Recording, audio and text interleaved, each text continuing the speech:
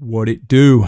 Bed Sound Crew. Hey man, listen, today I am here to talk about one of the most important divisions in the UFC, the Bantamweight division. A lot of news is going around right now about potential title fights. Some recent fights have been announced with some top contenders, so I feel like today's the kind of day where I get on and I cook up every fight that we all need to see at Bantamweight this year. Through the top 15, some unranked guys as well. I did a similar video for the lightweight division. You guys seem to enjoy that, so I'm just going to spam that format today, all right, dude? Let's get into this, man. Starting off with the champion, Merab. On everyone's soul watching this video, we all want to see Merab versus O'Malley 2. Listen, bro, I know we're getting Merab O'Malley 2. There's no way out of this one. Your time has come. We're literally getting this rematch, so I don't know why people are trying to start this fucking movement online. Dude, we do not want to see this. It's like, bro, we are getting that. Just accept it. But if I had to make a title fight right now for Merab, hey, one more thing, you guys. I want to fight with Pantoja, guys, because, guys, and I fight with O'Malley 2 weeks later, guys, and this very good fight. Bro, this is really the best option at Bantamweight. Like I said, I know we're going to get O'Malley versus Merab too, but what we should be getting, especially considering that apparently they're going to be on the same card. Apparently, don't take my word for this, unless it's true. Then take my word for it and glaze me online accordingly. Apparently, it's going to be Merab O'Malley 2 and Pantoja versus Kara France on the same card. Why not just have them fight each other? Because they've cleared out their division pretty much, and I feel like most people would be happy with this matchup, me included. So for me, if I had to make the title fight, I would make Merab versus Pantoja. I think that's a great way to get some excitement at flyweight. If Pantoja wins that, he can go down and he's one of the best pound-for-pound fighters in the UFC. If he loses this, okay, maybe there's a new way to beat him, and when he goes back down, then it's a little bit of a weight cut. We can maybe get him chinned by somebody and we get a new champion. You know what I'm saying? That's kind of where my mind's going. So if the UFC doesn't make Merab O'Malley 2, please just make Merab versus Pantoja. Please, bro. Okay? And as for Sean O'Malley, dude, imagine not picking me against Peter in the rematch, dude. Dude, me and Peter are going to fight in Vegas, dude. Dude, please just make this fucking fight. Like, this is like Charles versus Max, bro. This is a no-brainer. This should be booked in the second that the fucking calendar switched over to January 1st, 2025. All right, dude, this should have been penciled in. When can we make Jan versus O'Malley 2? Because O'Malley, does he deserve a title shot? Not really, but he did better against Merab than Jan by like quite a noticeable amount. And I'm seeing a lot of people being like, dude, why isn't Jan getting the title shot? Because he got 50-45. He got turned into a fucking egghead by Merab, dude. That's why he's not getting a title shot. Are you serious, bro? That's like Robert Whittaker, I guarantee you right now. Mate, Bobby Knuckles, you know I fucking love him. Robert Whittaker could go on a fucking 5-fight win streak at middleweight. This motherfucker's not getting a title shot against Dricus, bro. Same thing here with Jan, man. You're gonna have to beat O'Malley if you want a title shot. Because otherwise, any single time that we play a Merab promo, we will be including you getting 50-45 by fucking Merab, dude. I'm sorry, but it's Jan versus Merab 2 is such a hard sell. O'Malley versus Merab 2 is a little bit easier to sell. If you really want to make it clear, let's have them fight each other 5 rounds, please. Imagine UFC 316, Merab versus Pantoja main event, Jan versus O'Malley 5-round co-main event. Boom, take my money. I'm not paying for it, but take my money, hypothetically, you know what I'm saying? I think Jan versus O'Malley is a great fight. Definitely winnable for Jan. I would probably lean towards O'Malley because he's improved his cardio and his grappling, which is the main thing that kind of made him lose moments against Jan in that fight. I thought O'Malley won, but it was a very close fight, and I think over 5 rounds, we would really get to see who the better fighter is. Like, if Jan wins that, boom, take that title shot. But I think 5 rounds, Jan O'Malley, we all agree this is the fight they need to make, okay, dude? Next one I'm going to talk about a bantamweight. It just got announced as a fight night main event. Corey Beakers and Test Tube Sandhagen will be taking on Davison Figure. You couldn't get 2 more opposite fighters if you tried.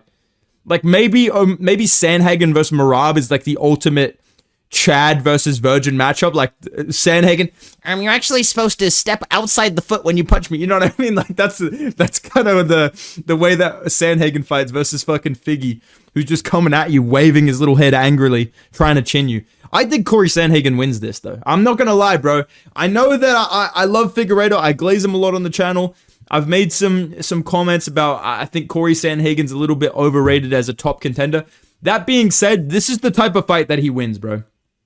This is the type of matchup where Corey Sandhagen has some bad moments, but for the most part, he's switching at range. He's jabbing up Figueiredo, who's calf kicking him. He's fucking piecing him up. This guy got pieced up by fucking Cody Garbrandt in his, like, 2 fights ago.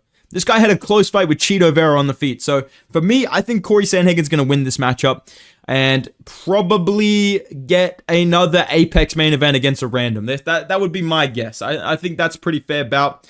The only big fight I see Sandhagen getting at the top of the division is an O'Malley fight. I think you're really not going to see the UFC book this dude against like Jan in a rematch or fucking let's do Sandhagen versus Umar too. I think they're going to keep Sandhagen as like, if you beat Sandhagen, you get a title shot. I think that's what he's going to be in this division. So I do think he beats Figueiredo and then probably fights some other bantamweight contender in the Apex. Probably Mario Batista, bro. I'm not going to lie. I could see that happening. But yeah, I think Corey wins that, okay?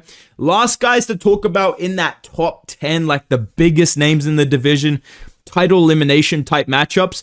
I think Umar Nurmagomedov versus Song Yadong is a very good fight. Apparently, this was supposed to happen. This was already booked last year at some point. I don't know if people remember that, but real ones remember when we were talking about Umar versus Song Yadong at UFC Tampa, but it never came to be. Now's a great time to make it. Umar's probably going to come back end of the year, and I think that Song Yadong, yes, he did beat Henry Cejudo via eye poke. He does deserve a big fight, but at the same time, you can't throw him in there against O'Malley, right? You can't throw him back in there with fucking Corey Sandhagen again so soon. So for me, I think Umar is the perfect fight to either get Song Yadong a title shot finally, or if Umar wins that, like that is a really good win. Depending how he does it, it's better than the Sandhagen win in my opinion. So I'm going to say Umar versus Song Yadong should be a fight night main event this year. That is my last matchup for the top like 10 through 7, okay? Now we're going to talk about the rest of the top 15 and then some unranked matchups. First one I need to address, just booked today, and people are like, oh my god, man, what are your thoughts on this, dude? Why is Jose Aldo fighting my fucking geometry teacher from high school, dude? Who is this? Who is Ayman Zahabli, bro? Who is this guy? Jose Aldo. You're telling me this guy has no pull with the UFC. You're telling me they call Jose Aldo, they go, listen, kid, you're going to be fighting Ayman Zahabi next week. Think about all the fans you could make. Think about all the millions of Ayman Zahabi fans out there. What are you doing? Why are you fighting Ayman Zahabi? What the fuck is this? Who is this guy, bro? Dude, he beat Javid Basharat, man. This guy's a problem. Fuck this! Why is it not Jose Aldo versus Henry Cejudo? Why is it not Jose Aldo versus Cody Garbrandt? Like, what the actual fuck is this fight? Why is Jose Aldo being forced to beat up some poor math teacher that's the same age as Aldo, by the way, and his best accomplishment is having a pretty decent interview here and there with CM Punk, and I think he interviewed JDM the other day. You know what I mean? Like, that's his accomplishments, dude. And Jose Aldo is on a contract as a legend of UFC history fighting this fucking guy, dude. What are we doing, man? Let's just hope that Jose Aldo wins this and that he can fight someone that actually makes sense. Because, dude, this Jose Aldo versus janitor and math teacher matchmaking is getting fucking ridiculous at this point, all right? Next fight I want to talk about in the bantamweight division, we've got to address the elephant in the room, the terrorist in the room, Mario Batista, all right? Mario Batista, this guy is a fucking terror of the sport. And really a problem coming up in the division. Not in like a Kamaru Usman, I'm a problem. No, in like a somebody chin this guy type of problem. My solution, let's get fucking Chito Vera in there, dude. Because this is win-win for me, man. Either Chito Vera flukes a KO against someone that I literally can't stand, and I hope we get like a slow-mo replay of Chito front kicking this guy out cold, or I get another Chito Vera disaster class to laugh at. So I'm feeling like this is the perfect fight to make in the UFC. Definitely add this to a pay-per-view prelim. I think that's a good place to put it. But yeah, Mario Batista, he's on a win streak. He did have a fight with, not even a fight. I'm not even going to give him the honor of saying that he fought Jose Aldo. He competed in the same octagon as Jose Aldo. Jose Aldo was trying to fight him. This guy was I don't know whether he's like a fan of Jose Aldo, or I don't know what he was trying to do, but apparently he won a fight against Jose Aldo. And you know what, dude? We're going to reward you with a fight against the former title challenger, Chito Vera. Yeah, I think this is a pretty no-brainer matchup. I've been seeing reports about it being made. I don't know if that's actually real or it's just Twitter. You know, you never really know, dude. Twitter's usually pretty accurate. So I'm going to say Chito versus Batista. Very high likelihood of happening. Makes a lot of sense. Please chin this fucking old man-faced fucker out cold. That's my request to you, Chito Vera. And then I will be a fan of you again, Chito. Okay? Next fight we need to talk about is Rob Font. Now, Rob Font, I picked him to beat Gene Matsumoto, and he put on a pretty crafty performance. He's extremely fucking bold, I will say that. And I like Rob Font's lane as like fraud checking prospects. I really enjoy a number 8, number 9 ranked contender beating guys that are ranked number 14, ranked number 15, just outside the rankings. Those are the best type of fights. And I really enjoy watching runs like that. I think we should just keep this going, dude.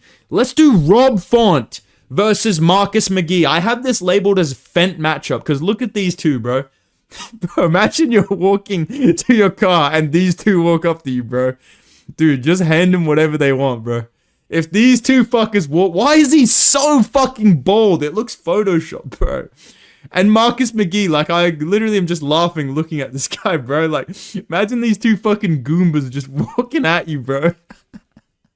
These two come at you, bro. I'm throwing my wallet at him, bro. I don't have any money. Please, I swear I don't have any Fent on me, bro. Please. Like, what is with these two, man? But yeah, I think this is a good fight.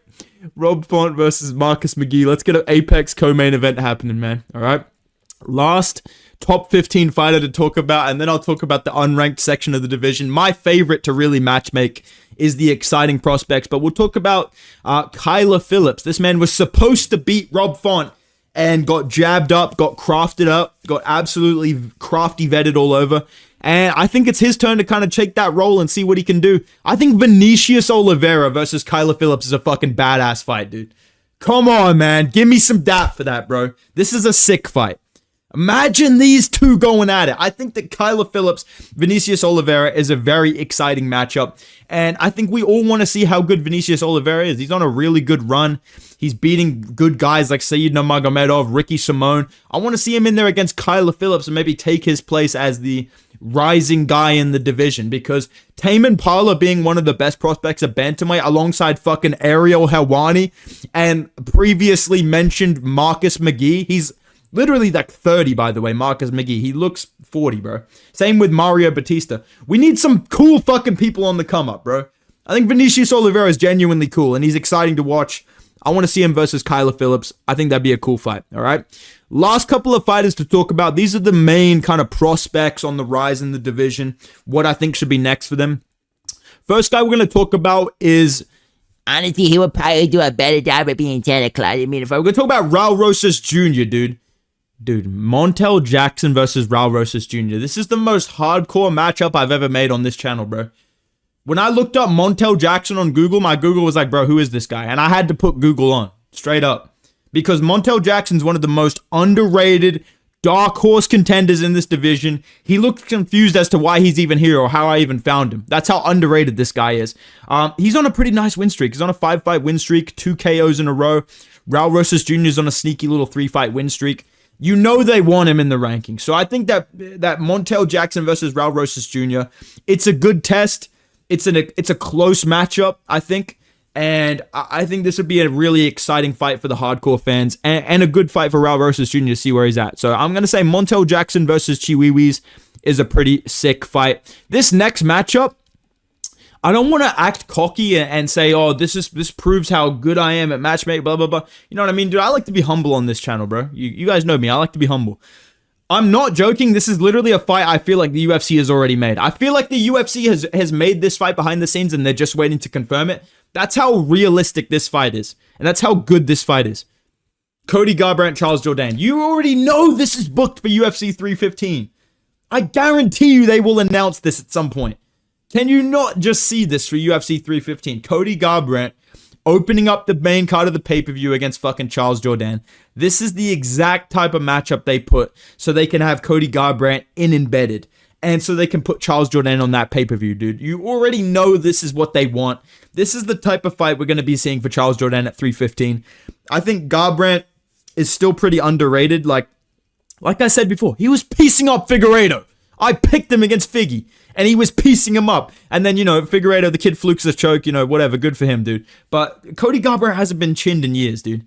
The title run is still active. The title run is still happening. And I think he can beat Charles Jourdain, dude. I really do. So hopefully they make this fight.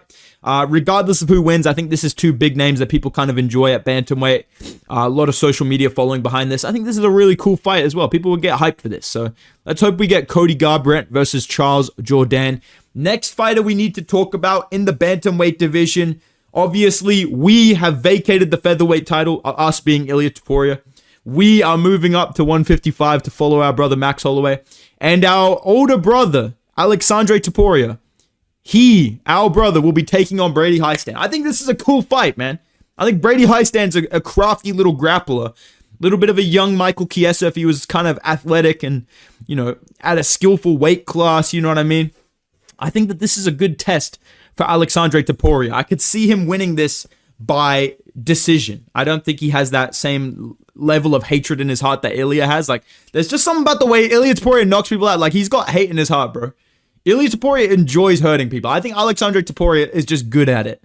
And is just kind of there for the ride. Like, oh yeah, I guess I'll go fight this guy. You know what I mean? Topuria is trying to slime you out, dude. Straight up. I think that's the difference between Ilia and Alexandre. But this is a good fight for him. This is two exciting prospects in the division with a lot of hype behind their names. Definitely Alexandre Topuria is. And I think it's a good test for him because Brady Heistand's a really high-paced grappler. He's on a good 3-fight win streak. Let's make this fight, dude. All right? Last guy to talk about. You know who it is, man. You know exactly who I'm here to talk about. Listen, kid. Let me tell you about Peyton Talbot, dude.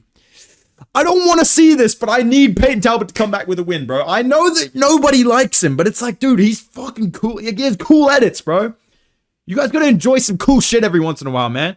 You guys hate on some shit, bro. You just gotta enjoy cool things when they're happening. Carlos Prates, Diego Lopez. Do I hate on them? Am I critical of them? Yes. But do I still enjoy them because they're cool as fuck? Yes, dude. There's things that I could hate on Peyton Talbot for. But at the same time, did you see that fucking knee that he landed on Cameron Simon, dude? Come on, man. Stop overcomplicating that. Actually, he doesn't block the punch on the left side every 3 seconds. Fuck that! I don't care! I don't give a fuck, dude! All I need from this guy is two things. Come back and know how to wrestle. 2, ask Frank Ocean when the album's dropping, because it's getting fucking ridiculous. Let's get Peyton Talbot versus Adrian Yanez. 2 prospects that a lot of people were really hyped behind. The hype fell off a little bit. I think this is a turning point for Talbot. Like, if he wins this, it's probably by KO. Boom, he's back on the hype train. If Yanez wins this, it's like a Dominic Reyes level redemption for the GOAT, you know? So these are the fights I think would be really cool to see at Bantamweight. Let me know down below, obviously, what you guys think of these fights, my predictions of them, the matchmaking. Let me know in the comments down below. If you guys enjoyed the video, drop a like, subscribe to the channel. Go follow me on Instagram and Twitter at Bedtime MMA so I can flex that shit on the huzz. And yeah, man, I'll see you guys in the next video, man. Goodbye.